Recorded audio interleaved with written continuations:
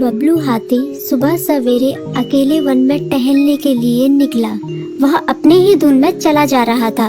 लगता था उसके दिमाग में कोई उलझन है जिसे वह सुलझाने की कोशिश कर रहा था। सड़क पर आगे बढ़ते ही उसके सामने चीकू खरगोश भागा। बबलू का पैर उसके ऊपर पड़ने ही वाला था कि चीकू जोर से चिल्लाया। आवाज सुनकर बबलू ने अपना पैर पीछे खींच लिया। कहाँ खोए हो बबलू भाई? कहीं नहीं, बस कुछ ऐसे ही सोच रहा था। किस बारे में? तुम जानकर क्या करोगे? शायद मैं तुम्हारी कुछ मदद कर सकूं। तुम तो जानते हो आजकल वन में कितनी चोरियां हो रही हैं, पर चोर का कोई अता पता ही नहीं है। इस बात को लेकर वन के सारे प्राणी चिंतित थे। वे वहाँ खुद को सुरक्षित महसूस नहीं कर रहे थे। अरे चीकू भाई, हम मजबूर हैं। हम चोर को पकड़ ही नहीं पा रहे हैं। वह बहुत चालाक है और अपने काम को बड़ी कुशलता से अंजाम दे रहा है। कहीं कोई सबूत ही नहीं छोड़ रहा। हमारे राजा इस बात को लेकर बहुत चिंतित हैं। यही कारण है कि हम सब इस बारे में सोच रहे हैं। अब तुम मेरी इसमें क्या मदद कर सकते हो? मैं कुछ सोचता हूँ, हो सकता है मुझे कोई उपाय सूझ जाए। प्रयास तुम करने में ठीक कोई कहते हो हर्ज तो नहीं। चीकू, लेकिन वन के गुप्तचर भी अभी तक इसका कोई हल नहीं निकाल सके। इतना कहकर वे चुप हो गए। बबलू की बातों ने चीकू को सोचने के लिए मजबूर कर दिया। चीकू को उदास देखकर बबलू बोला, तुम अपना मन छोटा मत करो। मुझे अच्छा लगा कि तुमने मेरी परेशानी को समझा। कभी मैं भी इस वन के लिए गुप्तचर का काम करता था। एक बार मेरी टांग टूट जाने से मेरे अंदर फुर्ती नहीं रही। तब से मैंने यह काम छोड़ दिया।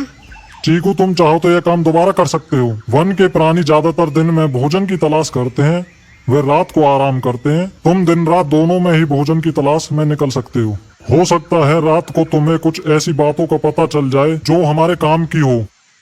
हाँ बबलू, तुम ठीक कहते हो। मैं आज रात को वन में घूमकर इस बात का पता करने की कोशिश करता हूँ। थोड़ी देर बातें करके चीकू अपने बिल की ओर बढ़ गया और बबलू अपने रास्ते चला गया। चीकू के दिमाग में अभी तक बबलू की कई बातें घूम रही थी। उसे समझ नहीं आ रहा था वह बबलू की मदद कैसे करे।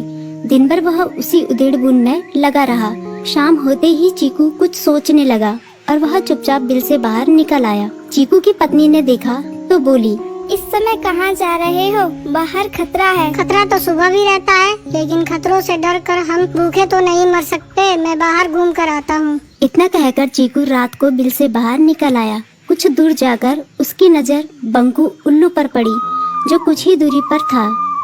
वह पेड़ की डाल पर बैठा अपनी गर्दन चारों तरफ घुमा रहा था। वह तेजी से पेड़ की एक डाल से दूसरी डाल पर उड़ रहा था। बंकू की नजर उस पर नहीं पड़ी थी। कुछ सोचकर चीकू पेड़ के पीछे से बाहर निकलकर थोड़ी खुली जगह पर आ गया और वहां से बंकू उल्लू को देखने लगा।